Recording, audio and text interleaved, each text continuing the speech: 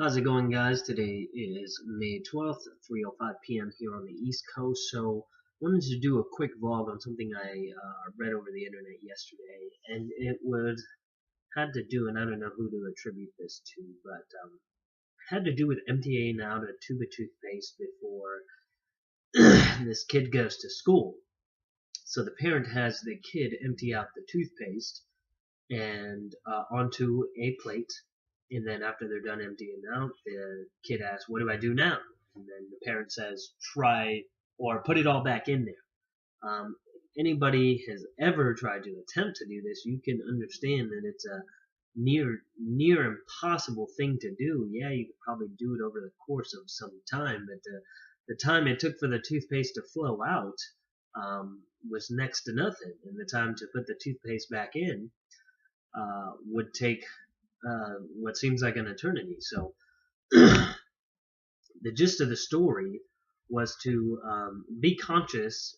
The analogy was to be conscious of what comes out of your mouth whenever you do say things, and they were trying to reference that as the kid was approaching middle school, and to be aware of the things that come out of your mouth because you can't take them back once they're said.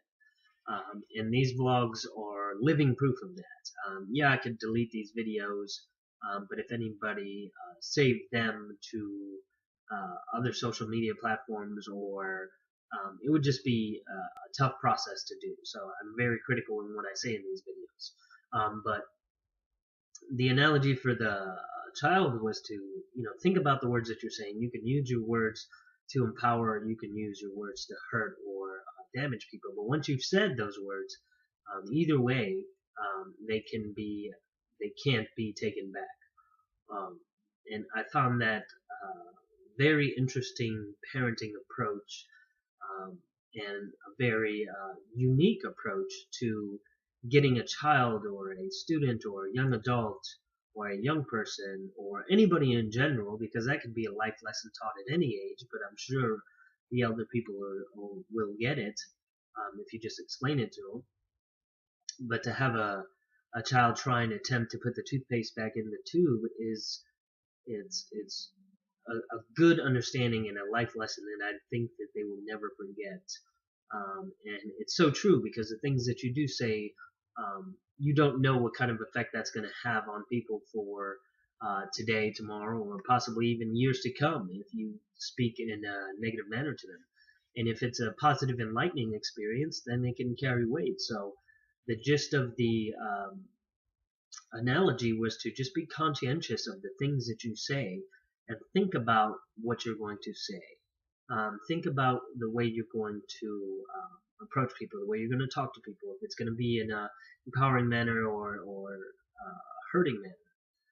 And I did find that very interesting, and I thought I'd share it with you guys, because it made me kind of, self-reflect as to the things that I say in these vlogs and the things that I say on a daily basis. And really, I tend to watch my tongue a lot more than I used to. And I just think that, having a daughter, you do have to watch more of what you say. You can't fly off the handle or constantly speak whatever it is that pops into your mind, good or bad.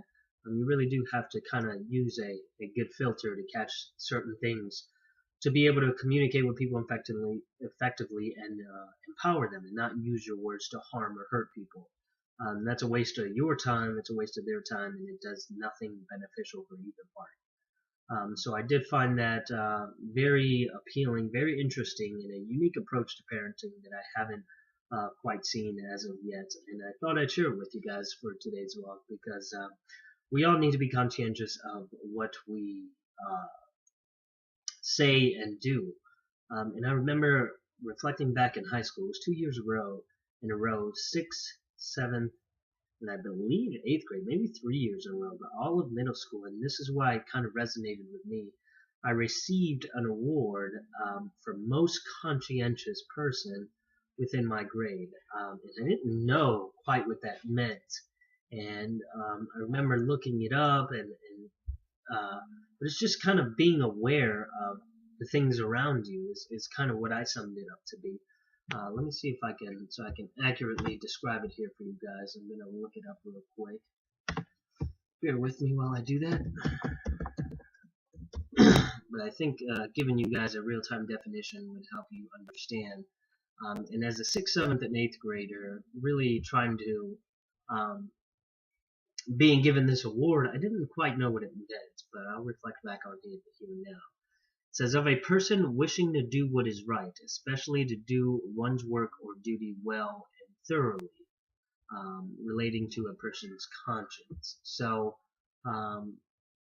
has to do with doing your work or duty well. So, and doing what is right. So, me getting that award at that age kind of didn't really mean much to me at that time. And it was one of those awards that I didn't necessarily understand back then, but I was still appreciative of the award.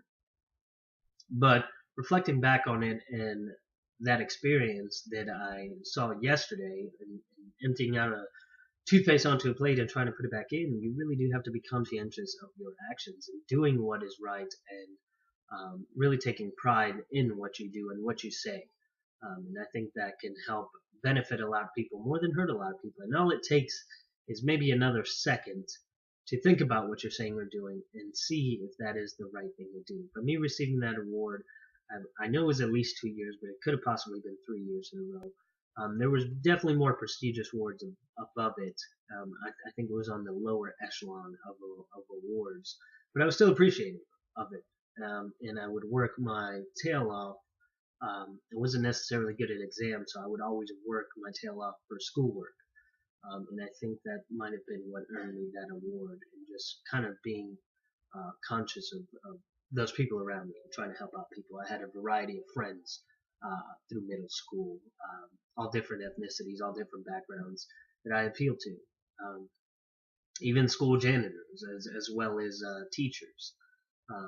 And I think that may be what did it for me. But being conscious of your situations and your surroundings and the people that you're addressing and the people that you're talking to, and making sure that the words that are coming out of your mouth are beneficial to those that you're talking to and not harmful or hurtful, I think will benefit all those involved.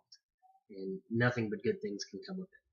So that'll be it for today's vlog. I appreciate you guys watching, liking, commenting, subscribing. Let me take a look at my dashboard. I'm at 66 subscribers. I think I lost one along the way. Sometimes you gain some, you lose some, but 66 subscribers, still trying to get to 75. That'll be my next mile marker, and 50,000 views will be my next mile marker for views.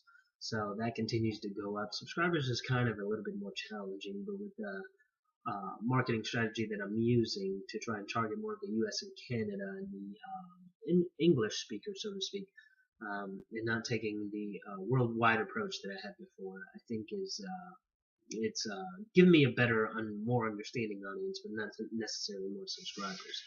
But trying different things along the way is kind of what leads you to be successful or not, and adapting to those changes is going to be crucial here in the future. So I appreciate you guys watching, liking, and everything alike, and I will see you guys on the next one.